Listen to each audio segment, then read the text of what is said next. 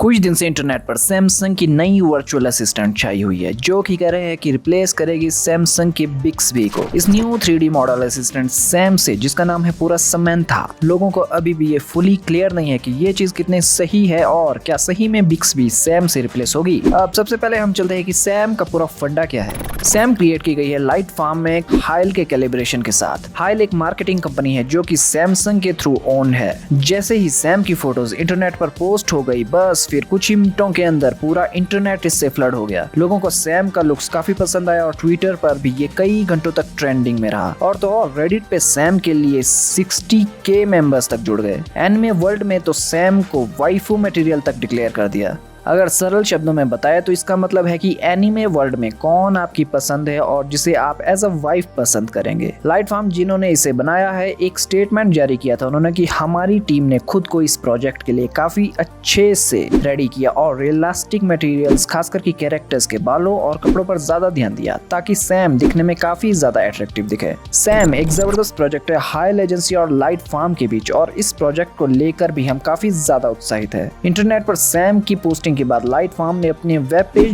Down कर दिया था। ये चीज अनोन है कि उन्होंने ऐसा किस लिए किया, लेकिन ज्यादातर चांस है कि उन लोगों पर रोक लगाने के लिए जो कि सैम को एप्रोप्रिएट तरीके से इंटरनेट पर यूज कर रहे थे। अब इस चीज पर क्लियर तो कुछ बोल नहीं सकते फिलहाल। वैसे जितने भी लोग सैम में इंटरेस्टेड है, ज्यादातर का मानना है कि सैम बिक्सबी को रिप्लेस करने के लिए बनी है। लेकिन मैंने जितनी इस बारे में अपनी रिसर्च की है तो उस हिसाब से ये चीज मुश्किल है। सैम सिर्फ एक 3D मॉडल के रोल में हमें शो हुई है, ना कि एज एन AI असिस्टेंट के रूप में। मैं ऐसा इसलिए भी कह रहा हूँ क्योंकि सैमसंग के ऑफिशियल्स की तरफ से इस बारे में कोई भी न्यूज नहीं है। ना तो सैमसंग ने अपने किसी भी प्रोडक्ट या कमर्शियल में सैम का एज अ ब्रांडिंग यूज किया है, ना सैमसंग की तरफ से कोई हिंट है कि वो बिक्सबी को रिप्लेस करने वाले हैं। लेकिन ये जरूर है कि सैम एग्जिस्ट फिलहाल जरूर करती है ऑफिशियल तरीके से, एक टेक्निकल सपोर्ट चैटबॉट के रूप में, और वो भी कुछ लिमिटेड कंट्रीज में ही, जिनमें से एक कंट्री है बेल्जियम। फिलहाल तो इसमें ये 2D इमेज बॉट के रूप में रिप्रेजेंट हो रही है। तो इस तरीके से देखें तो हो सकता है इसके क्रिएटर्स ने सैम को अपने इमेजिनेशन के बेस पे क्रिएट किया हो, या तो इनका इस पर कोई फ्यूचर प्लान भी हो सकता है।